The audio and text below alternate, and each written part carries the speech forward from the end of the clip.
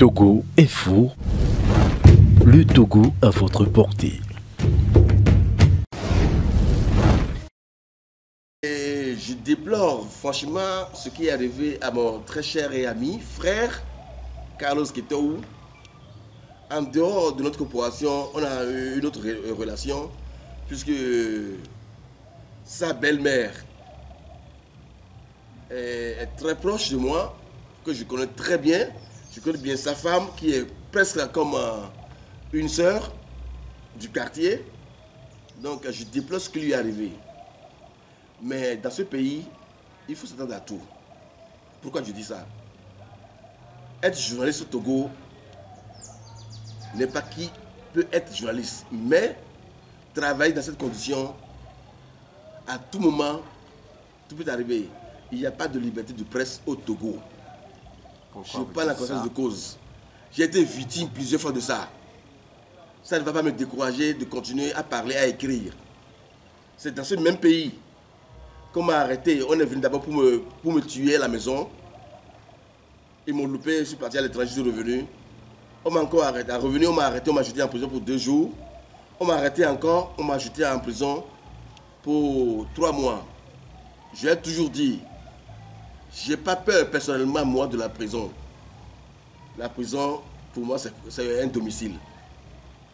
La prison, voilà, je l'ai déjà fait. Les journalistes qui ne l'ont pas fait, qui ont toujours peur de ça. Aujourd'hui, qui peut imaginer que le demi-frère consanguin de Fon Nassingbe serait en prison? Ça fait plus de 11 ans. Tout peut arriver à qui que ce soit. Je l'ai toujours dit, moi, Bonnie Rolson, directeur du journal La Nouvelle, je dors au cimetière et je traîne avec mon cercueil. À tout moment, on peut me tuer. Mais celui qui va me tuer aussi mourra un jour.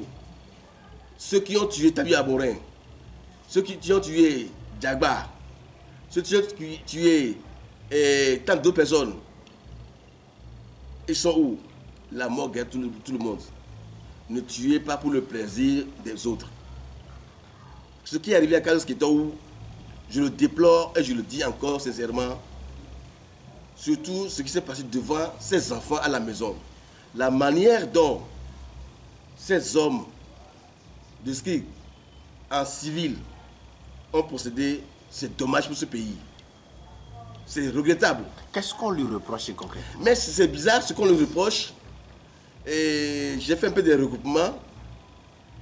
Et à sa place, à la place de Carlos Ketou, ces genre d'informations qu'on lui reproche, c'est qu'il a publié dans son journal à la une, mardi, le vol est de cuillère dorée, cuillère fourchette dorée, lors d'une réception dans une institution financière. Mais il n'a pas précisé le nom des gens. Si c'est des ministres togolais, si c'est des ministres des étrangers, ou si c'est des anciens ministres ou pas.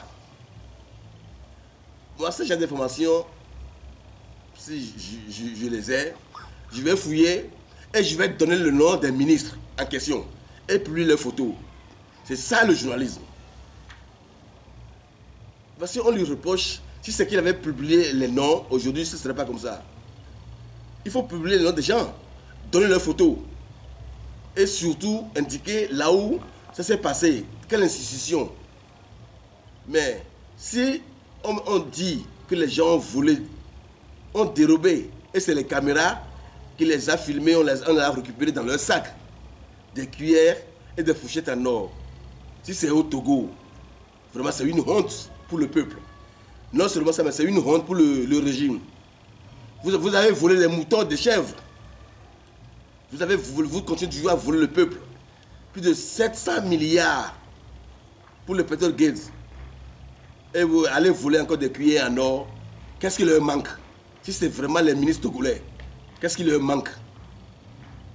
Donc automatiquement, c'est des kleptomanes.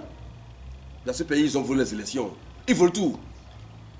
Bientôt, ils vont voler nous-mêmes. On nous a déjà volé notre vie. On a volé notre jeunesse. On a volé nos parents. on a volé également. Et nos grands frères, on continue de nous voler, on veut voler nos enfants et nos futurs enfants. Donc le voler, ça ne le dit rien dans ce pays. C'est comme si dans la constitution, dans le livre du régime RPT unique qui est au pouvoir depuis 1967 jusqu'à ce jour, voler c'est normal.